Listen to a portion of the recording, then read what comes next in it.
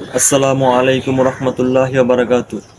প্যারা হাজিরিন, সবাই কেমন আছেন? আশা করি আল্লাহর রহমতে ভালো আছেন। আজকে নামাজ অধ্যায়ের চতুর্থ পাঠে আপনাদেরকে স্বাগতম। আজকের আলোচনা হলো নামাজের আরকাম আহকাম, ফরজ সম্পর্কে।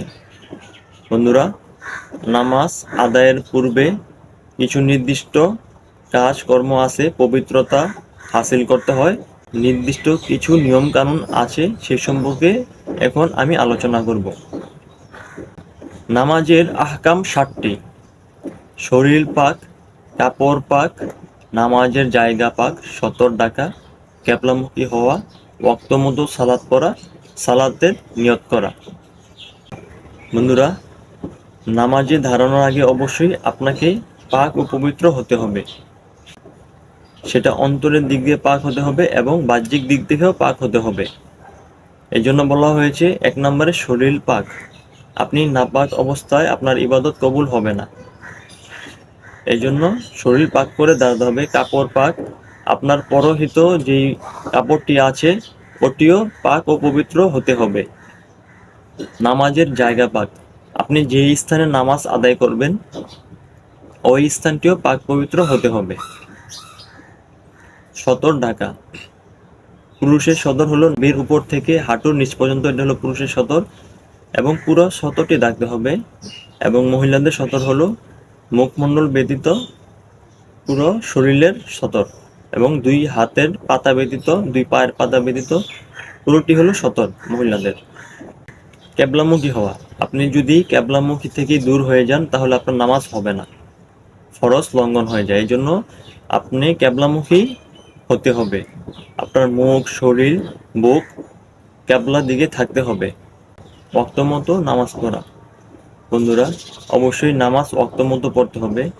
এক ওয়াক্তের নামাজ আরেক ওয়াক্তে পড়া ঠিক নয়। এই জন্য ওয়াক্তমতো নামাজ পড়তে হবে, এটা একটি নামাজের ফরজ। এবং নামাজের নিয়ত করা, নিয়ত অন্তরে পবিত্রতা রেখে করতে হয়। আপনার অন্তরে এখন আপনি মনে করলেন আমি এখন ফজরের নামাজ পড়ব, এটা আপনি নিয়ত করলেন মনে মনে, তাহলে নিয়ত হয়ে গেল। ইন্নামাল আমালু বিন্নিয়াত, ইন্নামাল আমালু বিন্নিয়াত, সকল আমল তার নিয়তের উপর নির্ভরশীল। সকল আমল বান্দার নিয়তের উপর নির্ভরশীল।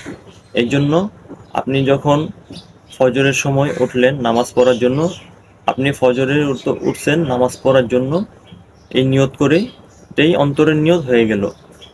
এই জন্য নিয়তটা পরিপূর্ণভাবে করতে হবে অন্তর থেকে।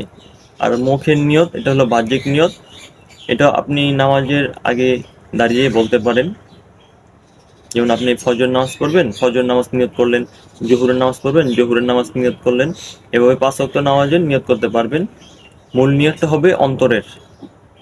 আমরা নামাজের আহকাম 7টি আলোচনা করলাম, এখন নামাজের আরকাম ভিতরে 6টি আলোচনা করব।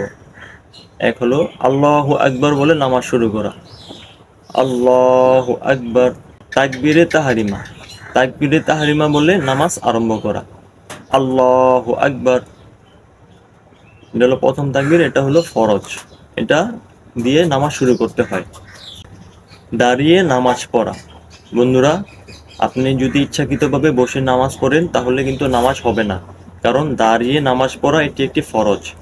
দাঁড়িয়ে নামাজ পড়া ফরজ, দাঁড়িয়ে নামাজ পড়তে হবে। কেরাত পড়া, কেরাত পড়তে হবে। রুকু করা, সিজদা করা, শেষ বৈঠক। রুকু করতে হবে, 2টি সেজদা করতে হবে এবং শেষ বৈঠক আত্তাহিয়াতু, তারপরে দুরূদ শরীফ, তারপর দোয়া মাসুরা, এগুলা পড়তে হবে। এটা হলো শেষ বৈঠক। নামাজের শেষে আমরা যে বসি এগুলো শেষ বৈঠক। এইভাবে করে 13টি ফরজ আদায় করতে হবে, তাহলেই নামাজটি পরিপূর্ণভাবে আদায় হবে। নামাজের ওয়াজিব ছুটে গেলে সাহু সেজদা দিতে হবে। ইচ্ছাকৃতভাবে ছুটে গেলে নামাজ ভঙ্গ হয়ে যাবে। কেউ যদি ইচ্ছাকৃতভাবে ওয়াজিব ছেড়ে দেয় তাহলে তার নামাজ ভঙ্গ হয়ে যাবে।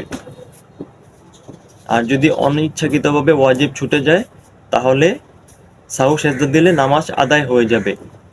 আর যদি কেউ ফরজ ইচ্ছাকৃতভাবে হোক আর অনিচ্ছাকৃতভাবে হোক ছুটে যায়, তার নামাজ হবেই না, তার নামাজ ভেঙে যাবে।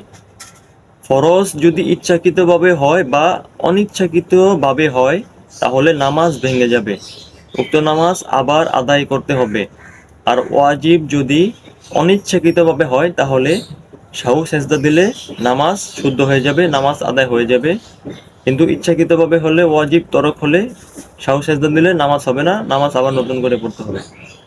তো বন্ধুরা, আজকে এ পর্যন্তই। আপনারা ইসলামিক এডুকেশনাল ভিডিও পেতে আমাদের চ্যানেলের সাথে থাকুন। অবশ্যই কারামত আলী হামজা অফিসিয়াল চ্যানেলটি সাবস্ক্রাইব করে রাখবেন নতুন নতুন ইসলামিক এডুকেশনাল ভিডিও পেতে। সবাইকে অসংখ্য ধন্যবাদ। নেক্সট পর্বে আপনাদের সাথে দেখা হবে। আসসালামু আলাইকুম ওয়া রাহমাতুল্লাহি ওয়া বারাকাতুহু।